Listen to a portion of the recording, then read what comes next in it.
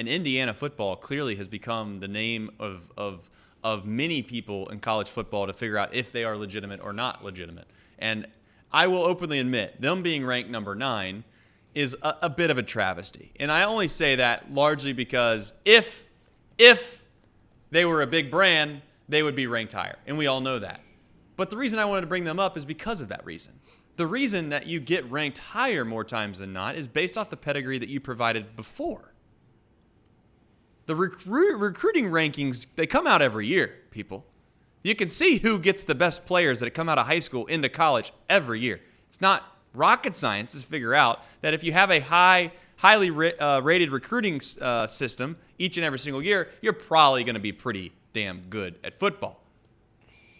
So this whole nonsense that is, oh my gosh, Indiana football, they're ranked 9th. How could they be ranked 9th if they were Ohio State or Alabama or Georgia or USC or Notre Dame? Now, if Notre Dame, you could have an argument. But they're going to get a chance to play against some teams that obviously are going to be a part of the college football playoff. They're also going to get a chance to go to the college football playoff more than likely. And when they do, they're going to get an opportunity like every other team to possibly play for a national championship. And that is the reason that the college football playoff is what it is and is what it should be.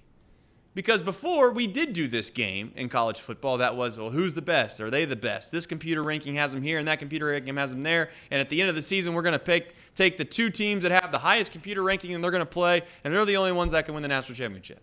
Obviously, that's a flawed system. It's also a flawed system to not even have a national championship, which is what they had before the BCS.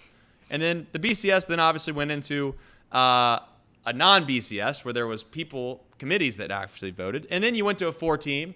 And now you find yourself into a 12-team. And that's fine.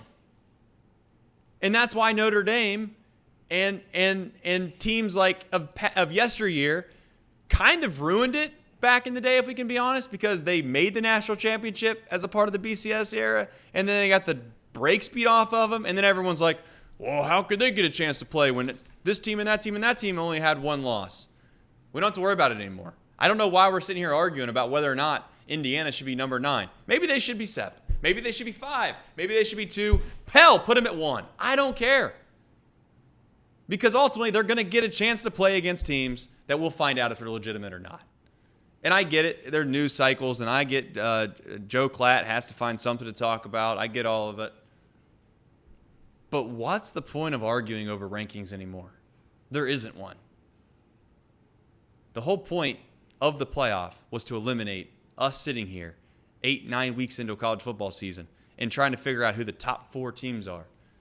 It's over. You don't have to do that anymore. So there's no point in doing it. Just enjoy the games. Watch the games. At the end of the season, we'll get to figure out who the top 12 teams are. And guess what? The difference between 13 and 12 is going to be a sizable enough of your season wasn't unbelievable to where you don't have to worry about sitting here crying that you didn't get a chance to play for the national championship. And that's all that really matters. Just like the college basketball tournament, yeah, we can sit here and argue whether over, I don't know, UC or Baylor, this team last year should have been in versus that team. But we all know that UConn would have beat the brakes off of them by 40 if they had a chance to play them because they weren't even close to being national championship worthy. The whole goal of college football at some point should have been just to give everyone that deserves a chance to play for a national championship an opportunity to do so. And you know what they've done? They've done it. And if Indiana, at the end of the season, gives themselves a chance to do it, it doesn't matter that they're ranked 9th as we sit here on November 7th. That's all I had about Indiana. What do you think? Sick and tired of hearing about it. What do you think the lowest seed will be to win a college football national championship in this era? 5. 5 is the I don't think the you're going to lowest have to go? teams that aren't. I don't think you're going to have many low seeds win championships in this era. I just don't think it's going to happen. I think you're helping the big dogs win more in this system. I've said that since it started, since it was voted in.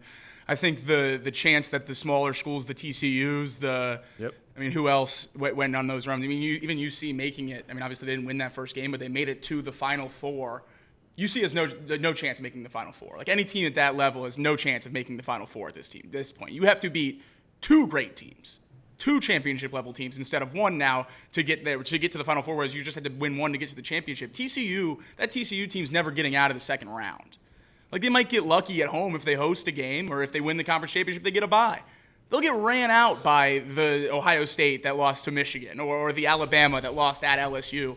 Those teams that didn't have the 1 or 2 game wiggle room in those tough Big Ten and SEC schedules, they have it now. You're going to see a probably not this year because I think Alabama's going to lose this week to LSU, but you're going to see a 2-loss team get in there with some top-level talent. Like you said, go look at the recruiting rankings. Go see where the 5 stars are going. I will openly admit I don't think Georgia's near the team that they've been in the past, but I do think that Georgia's going to have 2 losses when they finish the season. I don't know whether that comes this week against Ole Miss or whether it goes against Tennessee or maybe they play in the SEC championship game and lose. I do think Georgia will have 2 losses. I agree. And I would openly say that in years past, Georgia has no chance of playing in any meaningful national championship type situation. This year they do. And Carson Beck's been absolutely horrible. But to your point, there's a chance they figure that out. Carson Beck plays well. And then all of a sudden they have a chance now to win when as before they wouldn't have. And a team like Indiana, if we're being completely honest, back in the day, their best chance to maybe win a national championship, if we want to say they win it all, and again, I'm stretching this, would be a situation like this year where there's only 2 teams that are going to get in. They get down to the end. They find a way to beat Ohio State. And then all of a sudden they only got 1 game to win for a national championship. Now they're going to not only and again, they don't have to beat Ohio State to maybe get in the playoff. But point is they're probably going to have to beat another. Who do they have left on their schedule? They have Ohio State left. They have Michigan at home this week, Ohio State, and then Purdue. So they're going to have to beat Michigan. Should go at worst 11-1. And they should beat Michigan. But let's just say, for instance, they're going to have to find a way to win now 3 games, if I had to say. They're not going to get a bye. They're going to have to win 3 games to win a national championship. And I just don't know if that will happen. We'll see. But the one thing I do think is interesting, if we're arguing about rankings this early, I don't think we're going to do it, but it's certainly interesting to look at. BYU, the 4th highest conference champion at 9. I touched on it briefly yesterday. But Boise State at 12, the top group of 5 team. What kind of pushback do you think Big 12 and Big 12 fans are going to have when their conference champion doesn't get a bye and the Mountain West champion does? I think if you're in the Big 12, and I know you had made this take before. Big 12's a joke. I think you have an excellent opportunity if you coach in the Big 12. I really do. It's a cheating system because you play in a league that's so bad. But you're not going to get the bye. But you're given the privilege of playing in a good league. You're giving a pass to the champion of that league to get in the playoff. Right. And I guess I would openly say that the champion in that league this year, if they get thrown into the Big Ten and they get thrown into the SEC, they're not making the playoff. No, I agree. But my point is like you got to realize though for a lot of these teams, and that's okay to be like this because I would argue college basketball more or less is like this as well. You celebrate making the Sweet 16. For 90% of the programs, if you make the Sweet 16, you hang a banner. Yeah. And I'm not trying to downplay that. That's great. I think for the vast majority of these teams in the Big 12 and the vast majority of a lot of these teams in the other conferences, if you make the playoffs and UC, I'm not taking anything away from UC, they're going to hang a banner for making the playoffs. There's nothing wrong with that, but I'm just openly admitting that the vast majority of the teams in the Big 12 and everywhere else, outside of maybe 10 programs in the country, are going to celebrate and act as if they've won the championship if they make the playoff. And there's nothing wrong with that. You are probably right there outside of what, like 15, 20 programs? Everyone else will be extremely happy to just make the playoff. That is definitely fair, but I just feel like this whole time, and I've heard it said on ESPN and on Fox and all the different channels, that the 4 byes go to the Power 4 champions. And that's just not true. I think the uproar from the Big 12, if their champion, if BYU goes undefeated and they win that conference, they'll get the bye. I'm not saying that. I'm saying if they lose a game or Iowa State with 1 loss or Colorado with 2 losses wins that conference, that bye will go to Boise State. And I think you're going to see the Power 4 commissioners maybe come together at that point and redo this whole playoff because they didn't think this was possible, and we might see it in year 1. Well, I think that it'll ultimately dictate how well Boise State does as well. I mean, Boise State also played Oregon very, very tough. If Boise State were to play these teams tough and or win a game while getting a bye, so that would put them in the semifinal. I don't. And if they're the 12 seed right now, I would argue that they deserved it. You know, you could argue they deserved it. Now, if Boise State were to absolutely get the doors, knocked off, then maybe you would have some of these Power 4 commissioners being like, "Look, this is a terrible system. You got a team that doesn't deserve to be in there." but that happens from time to time. Nothing is ever perfect. I always think, especially in our country, and I actually appreciate this about our country, is that we always act as if things are terrible all the time, more or less, and this system's terrible, that system's terrible. That's kind of what makes our country great in a way, because we're always trying to progress and make things better, and there's arguments over how to go about making things better or worse. But the point is that this system is significantly better than what we used to have. And I don't think you can argue that. I get that you could say that maybe it waters down some of the big games for the power programs. The Ohio State-Michigan game will never have the same type of real intense atmosphere that it happened or had because of it was a championship game. And the SEC championship game might have been a play-in to get to an actual national championship game. And this year, maybe there's going to be 2 SEC teams that are playing in it that are more worried about making sure they stay healthy than to actually win the championship, whatever. The point is, though, is that when we all sit down the very first week of this college football playoff and we get to enjoy 4 playoff games back-to-back, we're going to sit here and ask ourselves why the hell we haven't been doing this a while ago. Well, that's going to rock, but when I watched LeBron and Steph go 30 points apiece in the play-in, that was fun to watch too. Do I think the play-in's a good addition? No. Like, I'm going to enjoy watching the football, but I still don't think it was a good thing for college football as a whole. Well, you're saying that as a fan of 2 programs that are predominantly powerhouses. I think it's a good thing that Indiana football fans, they lose to Ohio State. But can they win a national championship? But you got to realize that that's not the end-all, be-all for the vast majority of these programs. But I think it should be to get in the playoff. I look at the rankings right now. I see 4, maybe 5 teams that can win a championship. But the cool thing about this is, though, and I think you're going to have to wrap your mind around this, it's probably not going to happen a lot, but there will be a team that does do it. There will be one team that does the Hoosier-esque thing. Do you think their chances got worse in this than the 4 team, though? That does the Rudy-esque thing. There will be one team that does it. And I would argue, and again, this is going to sound like some crazy philosophical statement. I think it's worth it for the one team that you shut out and you didn't give a chance to win a national championship team to, and they actually do it, than to sit there and eliminate 1 or 2 games every single year because you think they're worthless to play. That's just not worth it. I think it's a lot more than 1 or 2 games, though. I think that you're just assuming. I think you're assuming.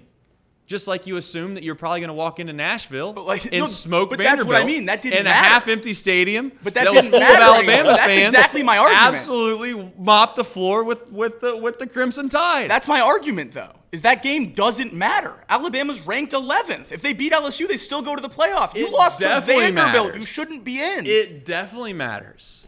But it matters between first-round bye versus not first-round bye. I hate that. Well, I'm just telling you that. I also think it's going to go to 16 with 16-team playoff with 4 auto bids for the Big Ten and the SEC within the next 2 or 3 years. So those little guys get screwed out anyway. You open the door for these big conferences to run it by making it this big, and they're going to pretty soon, I think. 16 is too many. 12. I wanted more than 4 because there's always, like Trace was right. March Madness, nobody's real, like Seton Hall say they got snubbed, St. John's say they got snubbed. But if you're ranked 69th, nobody really gives a damn. Like if you're not good enough to make it in the top 68, I don't know what else to tell you. You didn't have a good enough season that year. But in college football, there have been teams that have had a good enough season to make the upper echelon, right, of being a championship contender, and they haven't because of the way the college football playoff has been set up. Now, there's no excuse. I think Trey said it. If you're ranked 13th, I don't care. If you're ranked 13th, 14th, 15th, you didn't have a good enough season. You probably have 3 losses. I don't care what conference you're in. Doesn't matter. It's just you didn't have a good enough year. But as of right now, I think he's right. If that one team, if that 1-4 seed or 5 seed that gets in that wouldn't have got in traditionally, I think if that team goes on to win a championship, then this has been a complete success. Who is that seed? Think about what you're saying. The 5 seed's Oregon. Yeah, but we don't know yet. We won't know yet. We won't know yet. Yes, we do. The 5 seed will be Oregon if they lose in the Big Ten championship to Ohio State. We know that. If they lose, yeah. So if they don't, then the 5 seed will be the loser of the SEC championship. These are massive name programs. They're massive name programs that wouldn't have been in the top 4 had we stuck with the other format. Which I think is a negative that they're getting in after losing their games. Maybe, but I think that you want to see if your argument is you want to see the best teams play each other, why not let that team compete and have a chance? Because I think losing in the regular season should knock you out. Okay. But I would argue that the opposite of that is also said true. If you want to sit here and act as if these games you want more games to be important, right? Which is what you're arguing. I would argue that when you go into Vanderbilt, into a full stadium Alabama fans with a half-built place against Vanderbilt in Nashville, and you get you. Can we talk about the other Alabama game earlier in the year? Hold on, no. If you have one loss on your record and you win the light heavyweight championship, you can't talk crap to the one guy that beat you. Well, what I'm going to suggest is that then at that point, all the games for the rest of the year for Alabama are relatively meaningless. But now you have meaningful games still to be played. I guess it's what would you prefer then? Losses matter? What you're trying to argue. I like that losses knock you out. What you're trying to argue is that you want there to be this every week matters. If you lose, there's a chance you don't get to play again. Yes. And I would argue that goes against the whole fundamental practice of what you play for in the first place, which is to try to figure out who the best team is. But that's why you play the 12 regular season games. And I think we both could agree, Jacob, that there were years and years past where something happens, you have one bad week, that doesn't define the fact that you're still not the best team in college football.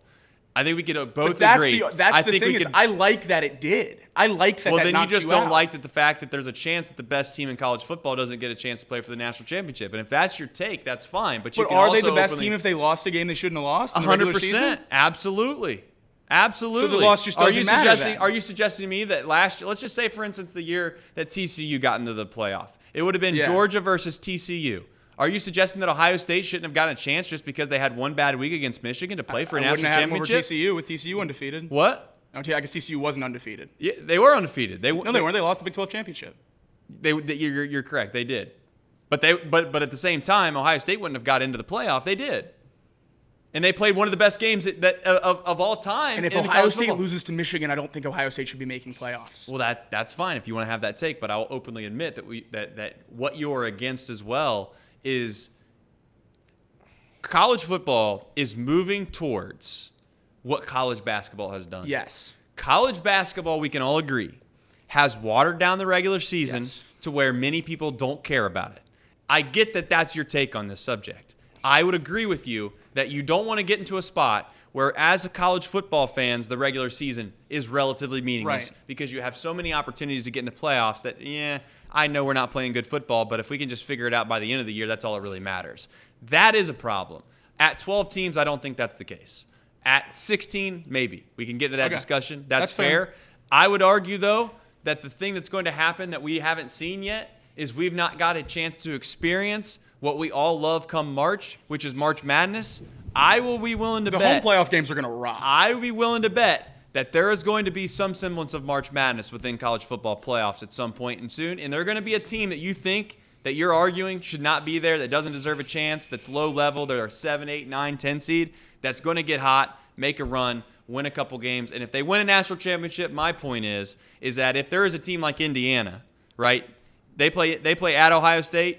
Yeah. It's a really bad system. If Indiana has a damn good football team and has to go play on the road just because it's just happen chance that their schedule dictates they have to go play on the road in an environment that they then lose on a close field goal and the rest of their season shut out because they lost at Ohio State. Same goes for Ohio State going to Oregon. There's zero reason in a BCS area or even a 4-team playoff era that a field goal loss where you were 1 yard away from winning a game possibly at Oregon, a very tough environment to play on the road for whatever it is, 3,000 miles away from home, that should dictate the rest of the season. We can all agree on Ohio that. State would have still had a chance to get in a 4-team, though. A chance. You went out, you win the Big Ten. A chance. But the only chance you have is dictated on what other teams do. If there were 3 other teams, yeah. If Ohio State lost at Oregon, won out, and won the Big Ten, they'd be in. Now listen. If Ohio State lost at Oregon, and the rest of the country somehow unorthodoxly had 3 teams that went undefeated that has nothing to do with Ohio State and Oregon. Nothing to do with them.